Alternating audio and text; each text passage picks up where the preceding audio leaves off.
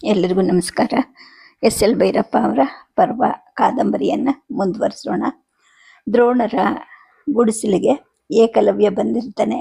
ಅವರಿಗೆ ಮೊದಲಿಗೆ ಗುರುತಾಗೋದಿಲ್ಲ. ಆನಂತರ ಅವನೇ ಬಂದವನು ತನ್ನದೆಲ್ಲವನ್ನು ಹೇಳ್ಕೊಳ್ತಾನೆ. ನಿಮಗೆ ಗುರುದಕ್ಷಿಣೆ ಅಂತ ಹೇಳಿಬಿಟ್ಟು ಹೆಬ್ಬರಳನ್ನು ನಾನು ಕೊಟ್ಟಿದ್ದೆ ಅಂತ ಹೇಳಿದಾಗ ಇವ್ರಿಗೆ ಆ ನೆನಪೆಲ್ಲ ಬರುತ್ತೆ.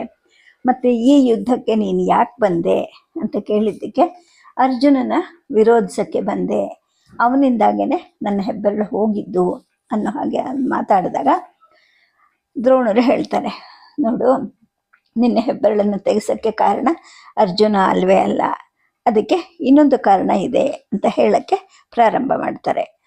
ಆದರೆ ಅವ್ರ ಮಾತನ್ನು ಕೇಳ್ದೇನೆ ಏಕಲವ್ಯ, ಇಲ್ಲ, ನನಗಿಂತ ಉತ್ತಮ ಬಿಲ್ಲುಗಾರ ಯಾರು ಇರಬಾರ್ದು ಅಂದ್ಬಿಟ್ಟು ಅವನು ಮತ್ಸರ ಪಡ್ತಾ ಇದ್ದ. ನಾನು ಶಾಲೆಯಲ್ಲಿ ಎಲ್ಲರ ಜೊತೆಗೆ ಇದ್ದಾಗ ಕೂಡ ನನ್ನ ಎದುರಿಗೆ ಈ ಮಾತನ್ನ ಆಡಿ ತೋರಿಸಿದ್ದ ಅಂತ ಏಕಲವ್ಯ ಏರಿದ ಧ್ವನಿಯಲ್ಲಿ ತನ್ನ ಮನಸ್ಸಿನಲ್ಲಿ ಇದ್ದದ್ದನ್ನು ಸಾಧಿಸಿ ಹೇಳ್ತಾನೆ. ಆಗ ದ್ರೋಣರು ಹೇಳ್ತಾರೆ, ನೋಡು, ಅಭ್ಯಾಸ ಮಾಡೋ ವೃಂದದಲ್ಲಿ ಪ್ರಥಮ ಅನ್ನಿಸ್ಕೊಳ್ಬೇಕು ಅನ್ನೋ ಬಯಕೆ ಯಾವ ಬುದ್ಧಿವಂತ ವಿದ್ಯಾರ್ಥಿಗೆ ಇರೋದಿಲ್ಲ ಹೇಳು. ಅದರಲ್ಲೂ ಅರ್ಜುನನಂತಹ ಅಸಾಧಾರಣ ವಿದ್ಯಾರ್ಥಿಗೆ ಇದು ಕೂಡ ಒಂದು ಅಸಾಧಾರಣ ಸಂಗತಿನೇ. ಅರ್ಜುನ ಏನೋ ನನ್ನಲ್ಲಿ ಬಂದ, ನಾನು ಕೊಟ್ಟಿದ್ದ ಸಲಿಗೆಯಿಂದ ಅವನು ಮಾಡ್ತಾ ಇದ್ದಾನೆ ಅಂತ ಗೊಣಗಾಡ್ದ.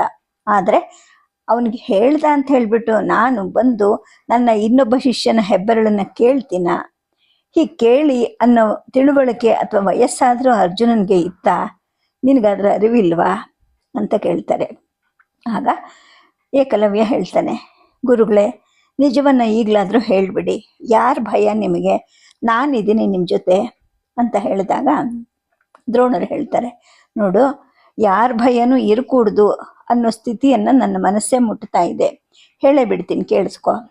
ನಿನ್ನ ಶಬ್ದವೇದಿಗೆ ಈ ಕ್ಷತ್ರಿಯ ಹುಡುಗರು ಬೆರಗಾಗಿದ್ದೇನೋ ನಿಜ. ಅದಕ್ಕಿಂತ ಹೆಚ್ಚಾಗಿ ನೀನು ಹಿಡ್ಕೊಂಡಿದ್ದು ತಾಮ್ರದ ಬಿಲ್ಲು. ನಿಮ್ಮ ಕಾಡು ಜನರಿಗೆ ಬಿದಿರಿನ ಬಿಲ್ಲನ್ನು ಬಿಟ್ಟರೆ ಬೇರೆದು ಗೊತ್ತಿರೋದಿಲ್ಲ. ಲೋಹದ ಬಿಲ್ಲನ್ನು ಕೊಟ್ಟರೂ ಕೂಡ ಅದರ ಬಿಗಿ ಮತ್ತು ಸೆಳೆತಗಳನ್ನು ಅಭ್ಯಾಸ ಮಾಡಿ ಗುರಿ ಕಟ್ಟೋದು ನಿಮಗೆ ಗೊತ್ತಿರೋದಿಲ್ಲ. ಬರೀ ಬಿದಿರಿನ ಬಿಲ್ಲಿನಲ್ಲಿ ಬಾಣವನ್ನು ಎಷ್ಟು ದೂರ ಹೊಡೆಯೋಕ್ಕೆ ಸಾಧ್ಯ? ಅಲ್ಲದೆ ನಿಮ್ಮ ಬಾಣದ ತುದಿಯಲ್ಲಿ ವಿಷ ಇರುತ್ತೆ ವಿನಾ ಲೋಹದ ಮೊನಚು ಮುಂಡ ಇರೋದಿಲ್ಲ.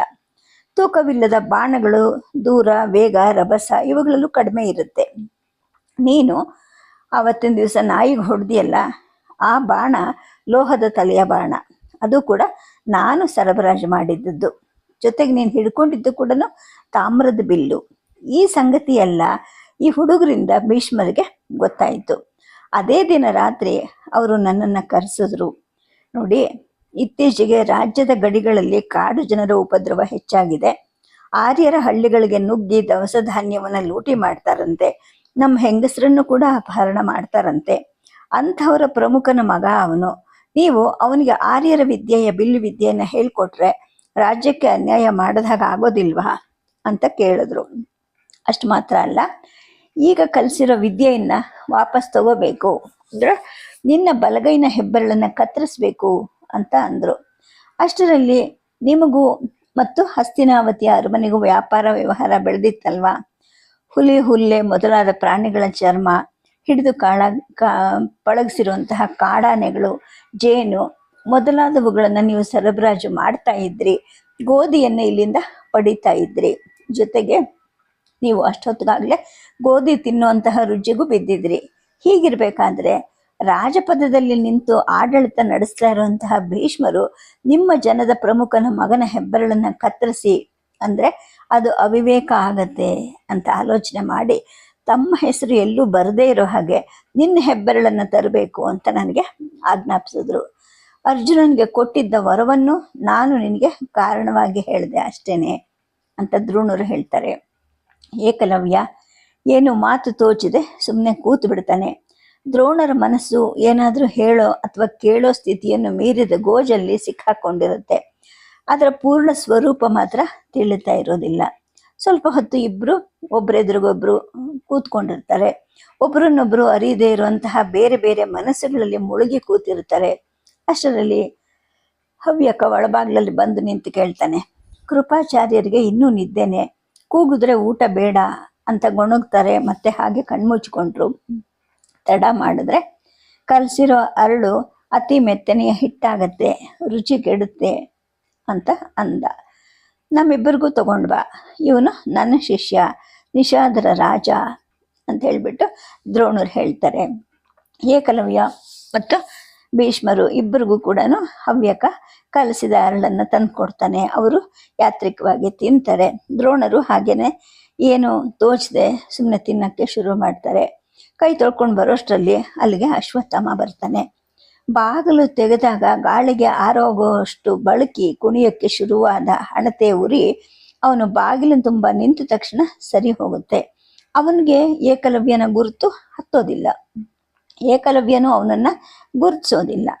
ಆಗ ಅಶ್ವತ್ಥಾಮ ಹೇಳ್ತಾನೆ, ಅಪ್ಪ, ಯುಯುತ್ಸು ಇದ್ದಕ್ಕಿದ್ದ ಹಾಗೆ ಕಾಣೆ ಆಗಿದ್ದಾನೆ. ಮೊದಲಿಂದಲೂ ಶತ್ರುಗಳ ಪರನೇ ಮಾತಾಡ್ತಿದ್ದ. ಈಗ ಅವ್ರ ಕಡೆಗೆ ಹೊರಟೋದ್ನೋ ಏನೋ ಅನ್ನೋ ಅನುಮಾನ ಬಂತು. ಹಾಗಾಗಿ ದುರ್ಯೋಧನ ಮಹಾರಾಜ ಅವನನ್ನು ಹುಡುಕಿಸ್ಲಿಕ್ಕೆ ಅಂದ್ಬಿಟ್ಟು ಆಳುಗಳನ್ನು ಬಿಟ್ಟಿದ್ದಾನೆ ಅಂತ ಹೇಳ್ತಾನೆ. ಆಗ ಅಶ್ವತ್ಥಾಮನಿಗೂ ಏಕಲವ್ಯನಿಗೂ ಹಳೆ ಪರಿಚಯ ಜ್ಞಾಪಿಸೋದು ಕೂಡ ಹೊಳಿದೆ. ದ್ರೋಣರು ಮೂಕರು ಹಾಗೆ ಸುಮ್ಮನೆ ಕೂತಿರ್ತಾರೆ, ಕೈ ತೊಳ್ಕೊಂಬಂದು ಕೂತ್ಕೊತಾರೆ. ಏಕಲವ್ಯ ಮೇಲಿದ್ದೇಳ್ತಾನೆ, ಮೊದಲಿನ ಹಾಗೆ ನೆಲಕ್ಕೆ ಸರ್ವಾಂಗವನ್ನು ಮುಟ್ಟಿಸ್ತಾನೆ, ನಮಸ್ಕಾರ ಮಾಡ್ತಾನೆ. ಬೇಗ ಬರ್ತೀನಿ ಅಂತ ಹೇಳಿಬಿಟ್ಟು ನನ್ನ ಸೈನಿಕರಿಗೆ ಹೇಳಿ ಹೊರಟು ಬಂದೆ.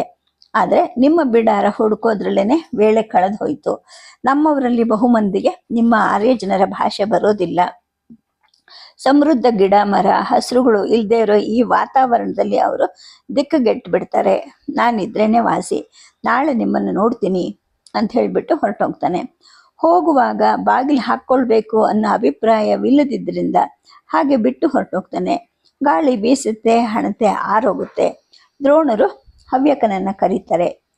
ಆ ದಿನ ಅಶ್ವತ್ಥಾಮ ಊಟ ಮಾಡೋದಿಲ್ಲ. ದುರ್ಯೋಧನನ ದೊಡ್ಡ ಬಿಡಾರದಲ್ಲಿ ಸಮೃದ್ಧವಾಗಿ ಇದ್ದಂತಹ ಮಾಂಸ, ಅನ್ನ, ರೊಟ್ಟಿ, ಪಾಯಸಗಳ ಊಟ ಮಾಡಿ ಬಂದಿರ್ತಾನೆ. ತಂದೆ ಮಕ್ಕಳು ಹವನ ಶಾಲೆಯಲ್ಲಿ ಹತ್ರ ಮಲ್ಕೋತಾರೆ.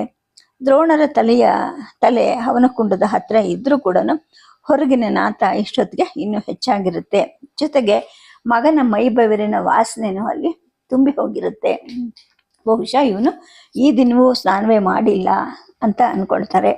ನಿನ್ನೆ ಮೊನ್ನೆ ಕೂಡ ಮಾಡಿದ್ನೋ ಇಲ್ವೋ, ಅಗ್ನಿ ಕಾರ್ಯದ ವಿಷಯವನ್ನು ಕೇಳೋ ಹಾಗೆ ಇಲ್ಲ ಅಂತ ಇವರು ಅಂದ್ಕೊಳ್ಳೋಷ್ಟರಲ್ಲಿ ಮಗ ಗಟ್ಟಿಯಾಗಿ ಗೊರಕೆ ಹೊಡೆಯೋಕ್ಕೆ ಪ್ರಾರಂಭ ಮಾಡ್ತಾನೆ. ಇನ್ನು ಇಡೀ ರಾತ್ರಿ ತಮಗೆ ನಿದ್ದೆ ಮಾಡೋಕ್ಕಾಗೋದಿಲ್ಲ ಅಂತ ಅವ್ರು ಅರ್ಥ ಮಾಡ್ಕೊಳ್ತಾರೆ. ಊರಲ್ಲೇ ಸರಿ, ದೊಡ್ಡ ಮಹಡಿ ಮನೆ, ಅವನು ಮೇಲ್ ಮಲಗ್ತಾ ಇದ್ದ, ಇಲ್ಲಿ ದಾರಿನೇ ಇಲ್ವಲ್ಲ ಅಂತ ಅಂದ್ಕೊಳ್ಳುವಾಗ ಇದ್ದಕ್ಕಿದ್ದ ಹಾಗೆ ಅನಿಸುತ್ತೆ. ಇವನು ಸ್ವಭಾವ ಬ್ರಾಹ್ಮಣಂದಂತೂ ಅಲ್ವೇ ಅಲ್ವಲ್ಲ, ಆದರೆ ಇವನು ಕ್ಷತ್ರಿಯನೂ ಆಗ್ಲಾರ. ಆರ್ಯರಾಜರ ದರ್ಪ, ಆತ್ಮಸಮ್ಮಾನವೂ ಇಲ್ಲ, ವ್ಯವಹಾರ ಸೂಕ್ಷ್ಮನೂ ಇಲ್ಲ, ಶರೀರ ಶಕ್ತಿಯೇನೂ ಇದೆ, ನಾನು ಕಲಿಸಿದ ಎಲ್ಲ ಶಸ್ತ್ರಾಸ್ತ್ರಗಳ ವಿದ್ಯೆನೂ ಇದೆ. ಮಗನನ್ನ ಮುಂದೆ ತರಬೇಕು ಅಂತ ಹೇಳಿಬಿಟ್ಟು ಶಿಷ್ಯರಿಂದ ಮುಚ್ಚಿಟ್ಟಂತಹ ಸಕಲ ಶಸ್ತ್ರಾಸ್ತ್ರಗಳ ಪ್ರಯೋಗ ರಹಸ್ಯವನ್ನು ಇವನೊಬ್ಬನಿಗೆ ಕಲಿಸ್ತಿದ್ದೆ. ಆದರೆ ಇವನು ಹೋದ ಆಡವಾಗಿ ತಿಂಡಿ ತಿನ್ನಿಸೋ ಸಹಪಾಠಿಗಳಿಗೆ ಎಲ್ಲವನ್ನೂ ಹೇಳ್ಕೊಡ್ತಾ ಇದ್ದ. ಇಂಥವನು ಏನಾದ, ಯಾಕೆ ಹೀಗಾದ ಅಂತ ಮಗನ ಬಗ್ಗೆನೇ ಚಿಂತೆ ಮಾಡ್ಕೊತ ಅವರು ಮಗ್ಗಲನ್ನು ಬದಲಾಯಿಸ್ತಾರೆ. ರಾತ್ರಿ ಎಷ್ಟೋ ಹೊತ್ತು ಕಳೆಯುತ್ತೆ. ಪಕ್ಕದಲ್ಲಿ ಗೊರಕೆ ಕೂಗು ಏರ್ತಾ ಇದ್ರೂ ಕೂಡ ದ್ರೋಣರಿಗೆ ಸ್ವಲ್ಪ ಮಂಪರು ಬರೋಕ್ಕೆ ಶುರು ಆಗುತ್ತೆ. ಆದರೆ ಮಂಪರಿನಲ್ಲೇನೆ ತಂದೆಯ ನೆನಪು ಕೂಡ ಹುಟ್ಟಿ ಬರುತ್ತೆ. ಕಾಡಿನ ಮಧ್ಯದಲ್ಲೇ ಪರ್ಣಶಾಲೆಯನ್ನು ಕಟ್ಕೊಂಡಿರ್ತಾರೆ ಇವರಪ್ಪ. ಬೇಕಾದವರು ಹುಡುಕಿಕೊಂಡು ಬಂದು ವಿದ್ಯಾಭ್ಯಾಸವನ್ನು ಮಾಡಬೇಕು. ರಾಜ ಮಹಾರಾಜರುಗಳ ಬಗೆಗೆ ಅಲಕ್ಷ್ಯವನ್ನು ತೋರಿಸುವಂತಹ ಸ್ವಾತಂತ್ರ್ಯ ಅವ್ರಿಗಿತ್ತು.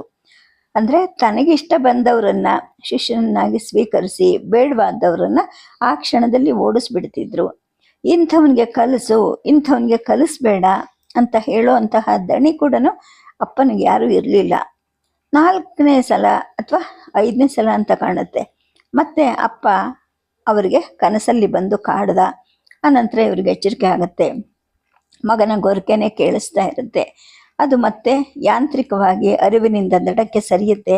ಮತ್ತೆ ಮಂಪರು ಕವಿಯುವಾಗ ತಾನೊಂದು ಆಶ್ರಮ ಕಟ್ಟಬೇಕು ಅನ್ನೋ ಹೊಸ ಕನಸು ದ್ರೋಣರಲ್ಲಿ ಮೂಡ್ತಾ ಹೋಗುತ್ತೆ. ಆ ಕನಸಿನಲ್ಲೇ ನಿದ್ದೆನೂ ಬರುತ್ತೆ. ಬೆಳಗ್ಗೆ ಬಹಳ ಬೇಗ ಎಚ್ಚರಿಕೆನೂ ಆಗುತ್ತೆ. ಹೊರಗಡೆಗೆ ನೋಡ್ತಾರೆ, ಇನ್ನು ಕತ್ತಲಾಗಿರುತ್ತೆ. ಲದ್ದಿ, ಗಂಜಳ, ಮಲಮೂತ್ರಗಳ ವಾಸನೆ ಇನ್ನೂ ದಟ್ಟವಾಗಿರುತ್ತೆ. ವಾಂತಿ ಬರೋ ಹಾಗನ್ಸುತ್ತೆ ಅವ್ರಿಗೆ. ಅಷ್ಟರಲ್ಲಿ ಎದ್ದ ಎಷ್ಟೋ ಜನರು ಅಲ್ಲಲ್ಲೇ ಮಲವಿಸರ್ಜನೆಗೆ ಕೂರ್ತಾ ಇರೋದು ಕಾಣಿಸ್ತಾ ಇರುತ್ತೆ. ದ್ರೋಣರಿಗೆ ಬಹಳ ಸಿಟ್ಟು ಬರುತ್ತೆ. ಆದರೆ ಅವ್ರು ಎಲ್ಲಿಗೆ ಹೋದಾರು ಅನ್ನೋ ಅರಿವು ಅವರಲ್ಲಿ ಹುಟ್ಟುತ್ತೆ. ತಾವು ಎಲ್ಲಾದರೂ ದೂರ ಹೊರಟು ಹೋಗ್ಬಿಡ್ಬೇಕು ಅನ್ಸುತ್ತೆ. ಜೊತೆಗೆ ಅವ್ರಿಗೆ ಇನ್ನೊಂದು ಯೋಚನೆ ಬರುತ್ತೆ. ಪಾಂಡವರು ಬುದ್ಧಿವಂತರು, ಮೊದಲೇ ಸರಿಯಾದ ಜಾಗ ಹಿಡ್ಕೊಂಡಿದ್ದಾರೆ ಅಂತ ಅಂದ್ಕೊಂಡು ತಾವು ಒಂದು ಕಡೆ ಮಲಮೂತ್ರಗಳನ್ನು ತೀರಿಸಿ ಹವ್ಯಕನನ್ನು ಎಬ್ಬಿಸಿ ನೀರು ತೆಗೆದುಕೊಂಡು ಒಳಗೆ ಬರ್ತಾರೆ. ಸೂರ್ಯ ಹುಟ್ಟಿದ್ರೂ ಕೂಡ ಅಶ್ವತ್ಥಾಮ ಹೇಳೋವನು ಅಲ್ಲ ಅವನು. ತಾವಾದರೂ ಸ್ನಾನ ಮಾಡಬೇಕು ಅಂತ ಹಿಂಬದಿಗೆ ಹೋದಾಗ ಹವ್ಯಕ ಹೇಳ್ತಾನೆ, ಅರ್ಧ ಗುಡಣ ಮಾತ್ರ ನೀರಿದೆ ಆಚಾರ್ಯರೇ. ನಿನ್ನೆ ಸಂಜೆ ಗಾಡೀಲಿ ತರಬೇಕಾದ ನೀರನ್ನು ಕೂಡ ತಂದು ಹಾಕಿಲ್ಲ. ಇದನ್ನು ಖರ್ಚು ಮಾಡಿದ್ರೆ ಗುದ ಪ್ರಕ್ಷಾಳನಕ್ಕೂ ನೀರಿಲ್ದಂಗೆ ಆಗತ್ತೆ ಅಂತೇಳಿ ಹೇಳ್ತಾನೆ. ಇವರು ಮತ್ತೇನು ಮಾಡೋಕ್ಕೆ ತೋಚೋದಿಲ್ಲ. ಬರೀ ಕೈಕಾಲು ಮುಖ ಒರೆಸ್ಕೊಂಡು ಒಳಗೆ ಬರ್ತಾರೆ. ಅಷ್ಟರಲ್ಲಿ ಏಕಲವ್ಯ ಬಂದಿರ್ತಾನೆ. ಅವನ ಹಿಂದೆ ಇಬ್ಬರು ದೃಢಕಾಯರಾದ ಆಳುಗಳಿರ್ತಾರೆ. ನೆಲದ ಮೇಲೆ ಜೇನುತುಪ್ಪ ತುಂಬಿರೋ ದೊಡ್ಡ 2 ಮೊಗೆಗಳಿಟ್ಟಿರ್ತಾನೆ. 2 ಮೆತ್ತನೆಯ ಹುಲಿ ಚರ್ಮ ಮತ್ತು ಒಂದು ಬಿದಿರು ಬುಟ್ಟಿ ತುಂಬ ಕಾಡು ಹಣ್ಣುಗಳನ್ನು ಇಟ್ಟಿರ್ತಾರೆ. ಅವನು ನೆನ್ನೆ ಹಾಗೆ ಈಗ್ಲೂ ಸಾಷ್ಟಾಂಗ ಮಾಡ್ತಾನೆ. ಕೂಡು ಅಂತ ಇವ್ರು ಹೇಳಿದ ನಂತರ ನೆಲದ ಮೇಲೆ ಕೂತ್ಕೊಂತಾನೆ. ನಡುವೆ ಗೊರಕೆ ಹೊಡೆಯುವಂತಹ ಅಶ್ವತ್ಥಾಮ ಮಲ್ಕೊಂಡಿರ್ತಾನೆ. ಈ ಕಡೆ ದ್ರೋಣರು ಕೂತ್ಕೊಂತಾರೆ. ತೆರೆದ ಬಾಗಿಲಿನಿಂದ ಒಳಗಡೆ ನುಗ್ತಿದ್ದ ಸೂರ್ಯನ ಕಿರಣಗಳು ಅವನ ಮೈ ಮೇಲೆ ಸುರಿತಿರುತ್ತವೆ. ದ್ರೋಣರು ಸರಿಯಾಗಿ ಮತ್ತೊಮ್ಮೆ ಅವನನ್ನು ನೋಡ್ತಾರೆ. ನೆನ್ನೆ ಧರಿಸಿದ್ದಂತಹ ಥಳಥಳನೆ ಹೊಳೆಯುವಂತಹ ಚಿನ್ನದ ಕಿರೀಟ, ಚಿನ್ನದ ತಗಡು ಹೊದ್ದ ಭುಜಕೀರ್ತಿ, ಕೊರಳಹಾರ ಮೊದಲಾದ ಬಂಗಾರದ ವೈಭವ ಈಗಿರೋದಿಲ್ಲ. ಹತ್ತಿಯ ವಸ್ತ್ರವನ್ನು ಧರಿಸಿರ್ತಾನೆ. ಹದಗೊಳಿಸಿದ ಚರ್ಮದ ಭುಜ ಮತ್ತು ಎದೆಗಳ ರಕ್ಷಾ ಕವಚವನ್ನು ಧರಿಸಿರ್ತಾನೆ. ಬಾಗಿಲಿನ ಹೊರಗಡೆ ನಿಂತಿದ್ದ ಆಳುಗಳದು ಕೂಡ ಕಾಡು ಜನರ ವೇಷ. ಆದರೆ ಲೋಹದ ಬಿಲ್ಲುಗಳು ಅವರ ಭುಜದಿಂದ ಇಳಿಬಿದ್ದಿರುತ್ತವೆ. ಪೀಠಿಕೆ ಮೊದಲಾಗಿ ಸಮಯ ಕಳೆದೆ ಏಕಲವ್ಯ ನೇರವಾಗಿ ಮಾತನ್ನು ಶುರು ಮಾಡ್ತಾನೆ. ನಾನು ರಾತ್ರಿ ಪೂರ್ತಿ ಯೋಚನೆ ಮಾಡಿದೆ ಗುರುಗಳೇ. ಅರ್ಜುನನ ಮೇಲೆ ಪ್ರತೀಕಾರ ತಿಳಿಸಿಕೊಳ್ಳೋಕೆ ಒಳ್ಳೆ ಅವಕಾಶ ಅಂತ ಭಾವಿಸಿ ದುರ್ಯೋಧನನ ಪಕ್ಷವನ್ನು ವಹಿಸಿ ಈ ಯುದ್ಧಕ್ಕೆ ಬಂದೆ. ಆದರೆ ನನಗೆ ಅನ್ಯಾಯ ಮಾಡಿದ್ದು ಭೀಷ್ಮ ಅಂತ ಗೊತ್ತಾಯ್ತಲ್ಲ. ಅವನು ಈ ಪಕ್ಷದ ನಾಯಕ. ಅವನ ಮೇಲೆ ಪ್ರತೀಕಾರ ಮಾಡಬೇಕು ಅಂದರೆ ನಾನು ಅರ್ಜುನನ ಪಕ್ಷಕ್ಕೆ ಹೋಗಿ ಸೇರ್ಕೋಬೇಕು. ನಿನ್ನೆ ಎಲ್ಲ ಸಾರಿಸಿದ್ರಂತಲ್ಲ, ಪಾಂಡವರು ಹುಟ್ಟಿದ ಅದೆಂಥ ರೀತಿ ಅಂತ ಮಾತು ನಿಲ್ಲಿಸ್ತಾನೆ. ದ್ರೋಣರು ನಿಯೋಗ ಅನ್ನೋ ಶಬ್ದವನ್ನು ಹೊಂದಿಸಿಕೊಂಡಿದ್ದಾರೆ. ಅದೇನೋ ನಿಯೋಗವಂತೆ, ನಿಯೋಗನ ಪಯೋಗನ, ನಿಮ್ಮ ಜನದ ವಿಚಿತ್ರ ಧರ್ಮ. ನಮ್ಮಲ್ಲಿ ಅಂಥದ್ದೆಲ್ಲ ಏನಿಲ್ಲ. ಮಕ್ಕಳಿಲ್ಲದೆ ಸತ್ರೆ, ಸಂತಾನ ಬೆಳೆದಿದ್ರೆ ಪಾಪ ಗೀಪ ಅನ್ನೋ ವಿಚಿತ್ರನೂ ಇಲ್ಲವೇ ಇಲ್ಲ ನಮ್ಮಲ್ಲಿ. ಮಕ್ಕಳಿಗೆ ಅಂತ ಕೂಡಿಡೋ ಹೊಲ ಮನೆ ಅರಮನೆಗಳೂ ಇಲ್ಲ.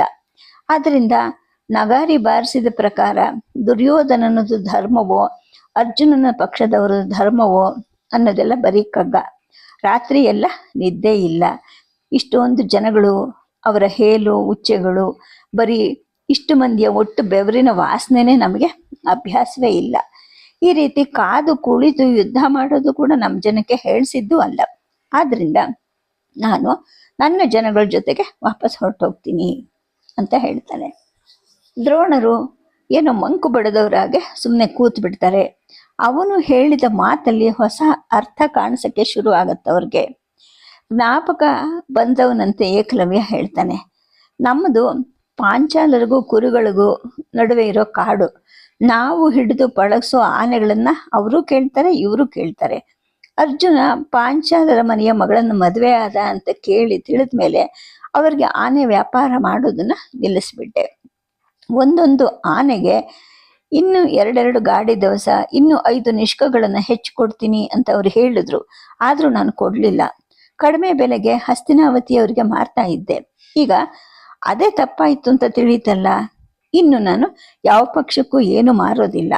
ನಾನು ಒಂದು ಮರವನ್ನು ಹತ್ತಿ ನೋಡಿದೆ. 2 ಕಡೆಗಳಲ್ಲೂ ಎಷ್ಟೊಂದು ಆನೆಗಳನ್ನು ಜಮಾಯಿಸಿ ನಿಲ್ಲಿಸಿದ್ದಾರೆ. ಸಾಮಾನು ಸಾಗಿಸಕ್ಕೆ ಅಂತ ತಂದ ಆನೆಗಳನ್ನೆಲ್ಲ ಈ ಜನಗಳು ಯುದ್ಧದಲ್ಲಿ ನಿಲ್ಲಿಸಿ ಸಾಯಿಸ್ತಾರೆ. ನೋಡಿ ದುಃಖ ಆಗುತ್ತೆ ಗುರುಗಳೇ.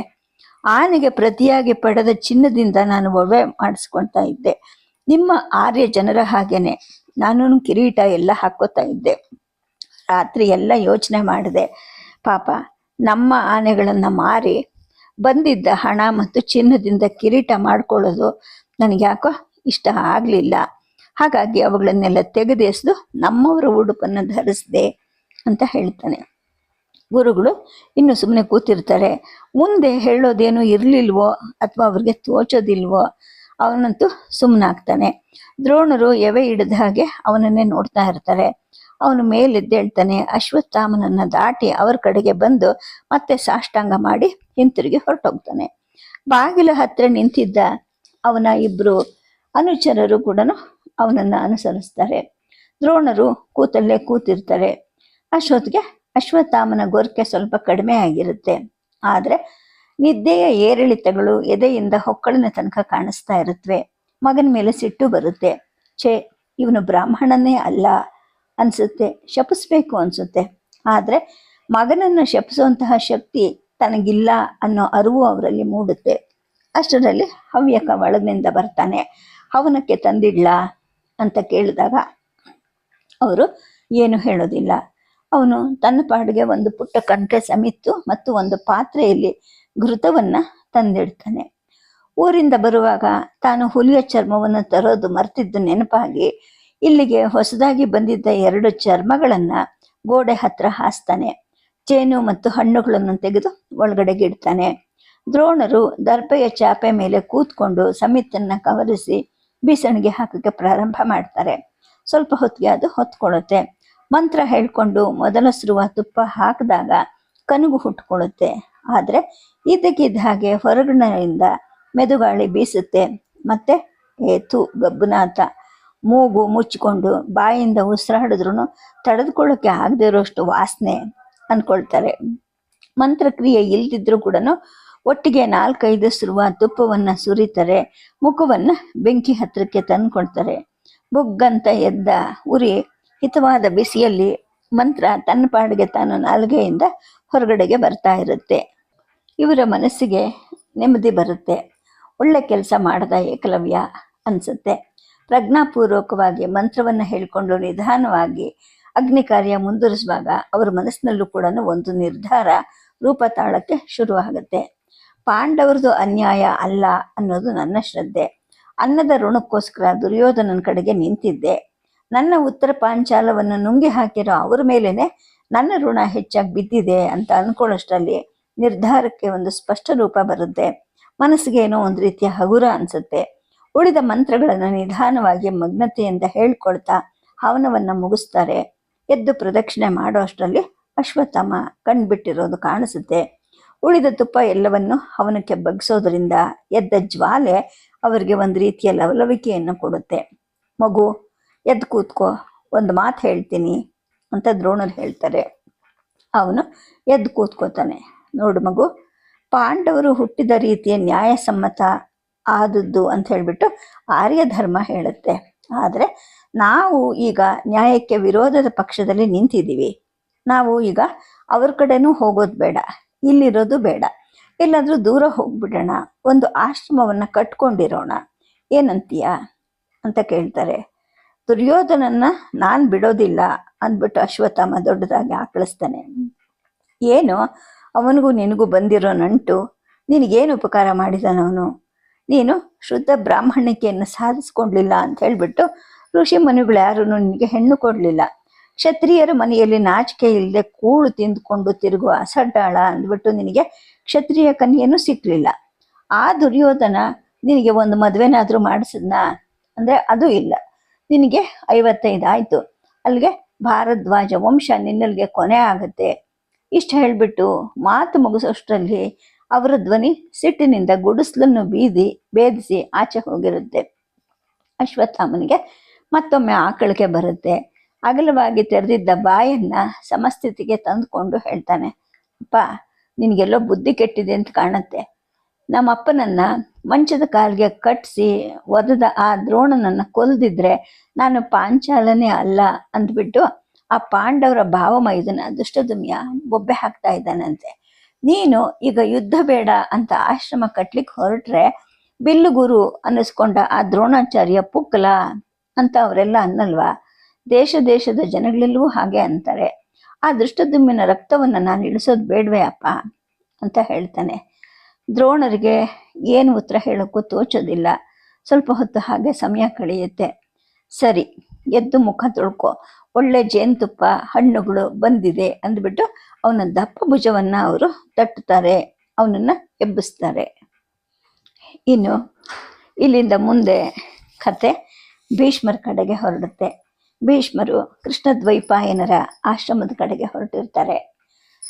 ಆಗ ಅವರ ಸಾರಥಿಯಾಗಿದ್ದಂಥ ಸುಕೇಶ ಹೇಳ್ತಾನೆ, ಆಶ್ರಮ ಬಂತು, ಅಲ್ಲಿ ಕಾಣುತ್ತಲ್ಲ ಸುತ್ತು ಆಕಾರದ ಗುಡಿಸಲುಗಳು ಅದೇನೆ ಅಂತ ಅವನು ಹೇಳಿದಾಗ ಕುದುರೆಯವ್ರಿಗೆಲ್ಲರಿಗೂ ಇಳಿದು ನಡೆದು ಬರೋ ಹಾಗೆ ಭೀಷ್ಮರು ಅಪ್ಪಣೆ ಮಾಡ್ತಾರೆ. ತಾವು ಕೂಡ ರಥದಿಂದ ಇಳಿತಾರೆ.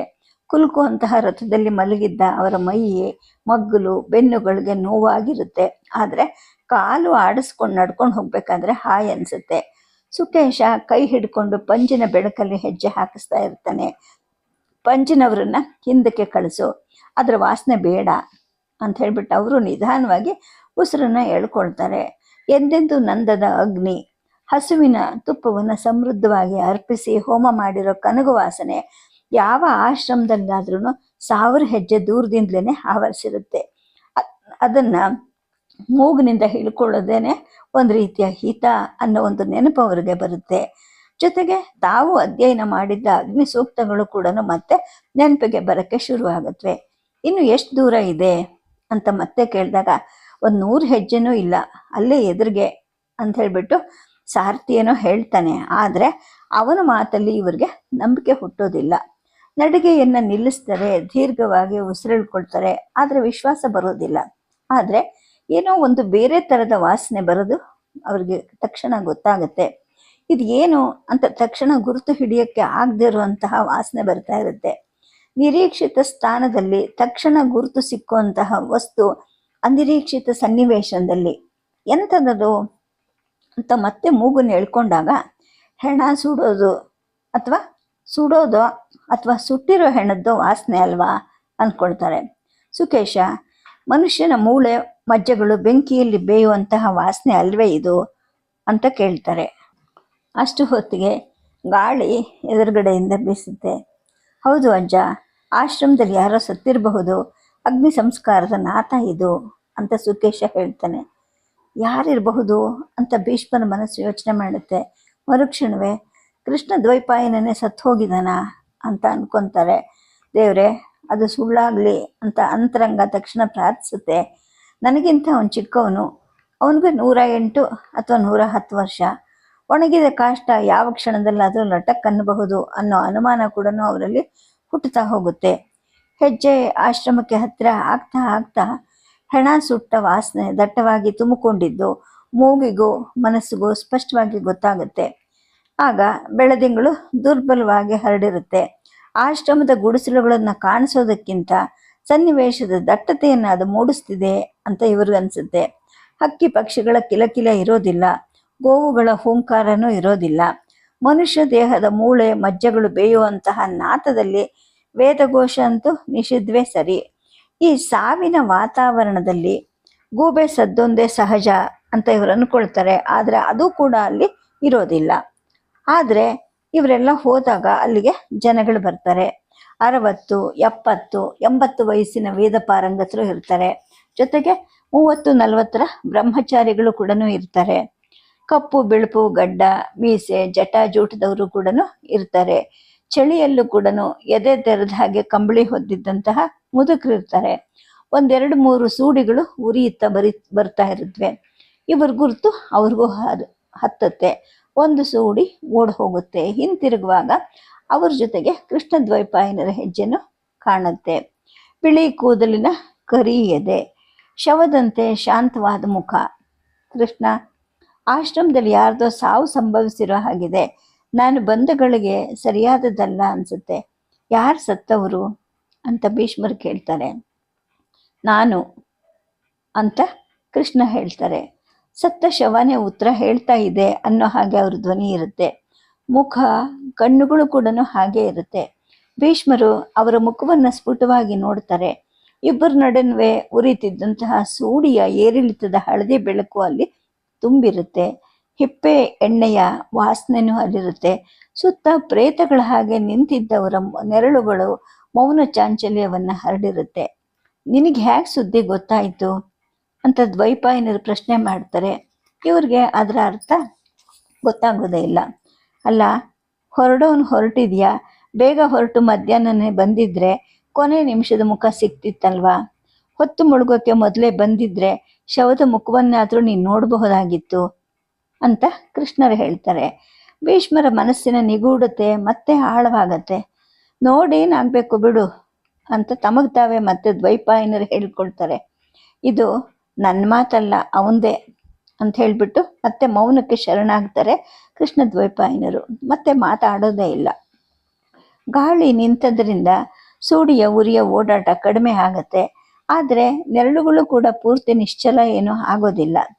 ಸತ್ತವನು ದ್ವೈಪಾಯನರ ಮಗ ಶುಕದೇವ ಇರಬಹುದಾ ಅನ್ನೋ ಒಂದು ಸಂಶಯ ಭೀಷ್ಮರಲ್ಲಿ ಹುಟ್ಟುತ್ತಾ ಹೋಗುತ್ತೆ. ಬಲಕ್ಕೆ ತಿರುಗಿ ಸುಮಾರು 80 ವರ್ಷದ ಕೆಂಪನೆಯ ಮುಖದ ಕಪ್ಪು ಕಂಬಳಿಯನ್ನು ಹೊದ್ದ ಒಬ್ಬ ಆಶ್ರಮವಾಸಿಯನ್ನು ನೋಡಿದಾಗ ಈ ಸಂಶಯವನ್ನು ಖಚಿತಪಡಿಸುವಂತಹ ಮಾತು ಆತನಿಂದ ಬರುತ್ತೆ. ಶುಕದೇವ ಅಂದರೆ ಮಹಾಜ್ಞಾನಿ, ಇಚ್ಛಾಮರಣಿ, ಅವನು ಸ್ವಇಚ್ಛೆಯಿಂದ ಸತ್ತ ಅಂತ ಆತ ಹೇಳ್ತಾರೆ. ಸದ್ಯಕ್ಕೆ ಕಥೆಯನ್ನು ನಿಲ್ಲಿಸಿರ್ತೀನಿ. ನಮಸ್ಕಾರ.